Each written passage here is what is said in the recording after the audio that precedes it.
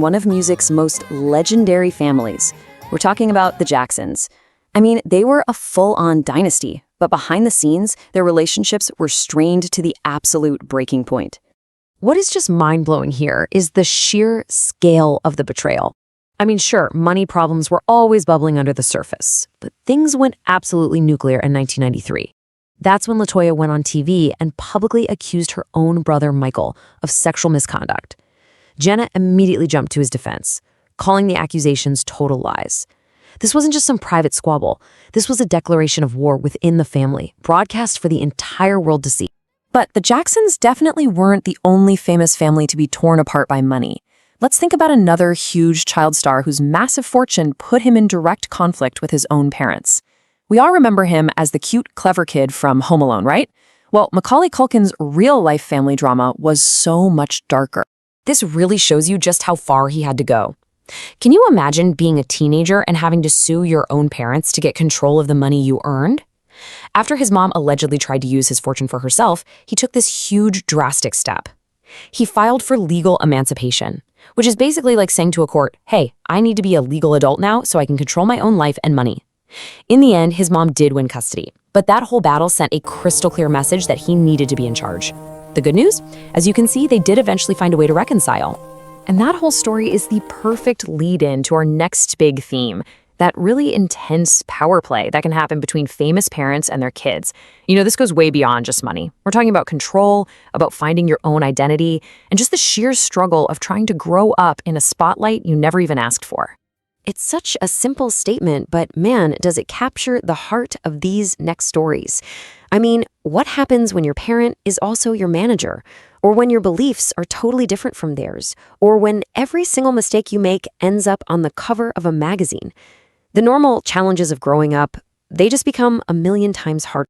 Okay, so here we've got two huge stars who took two very different paths to get their independence. On one side, you have the one and only Beyoncé. Now, her conflict with her father, Matthew Knowles, was super personal, but the move she made was all business. In 2011, she fired him as her manager, and, well, her career absolutely skyrocketed. Then on the other side, you've got Macaulay Culkin, whose fight was a legal one, a straight-up challenge to his parents' control. In the end, both of them had to make that incredibly tough choice to cut the cord so they could finally grow. So now, we're going to shift gears to a really complex and honestly pretty heartbreaking story of family estrangement. And in this case, it seems like religion was the thing that drove them apart. We're talking about Nicole Kidman and her relationship with the two children she adopted with Tom Cruise, Isabella and Connor, which has sadly been strained for many, many years. Now, to really understand what's going on here, we have to look at this key term. In Scientology, a suppressive person, or an SP, is someone the church considers an enemy to its goals. And there's a policy called disconnection, which encourages members to completely cut ties with these SPs.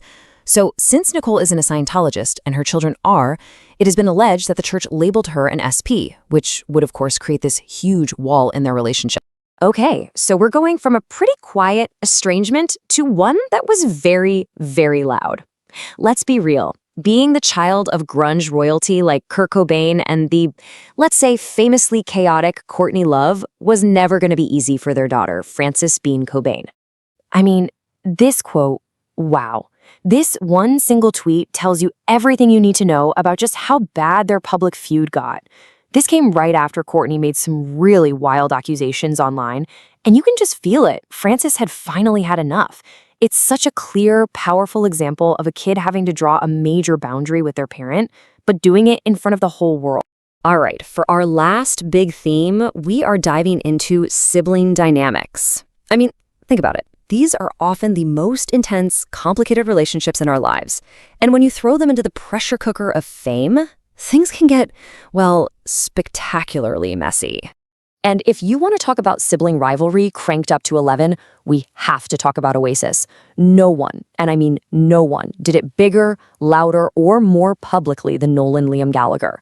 Their entire career was basically defined by two things: their incredible music and their absolutely volcanic relationship. And this right here, this is the moment it all blew up. It's 2009. They're about to go on stage at a festival, and it all comes to a head. We're talking a massive backstage brawl. Liam allegedly swings a guitar, and that was it. Noel quits right there on the spot, posting online that he simply could not go on working with Liam a day longer. Oasis was done. And get this, it took a full 15 years of trading insults in the press before they reportedly even started talking again. 15 years!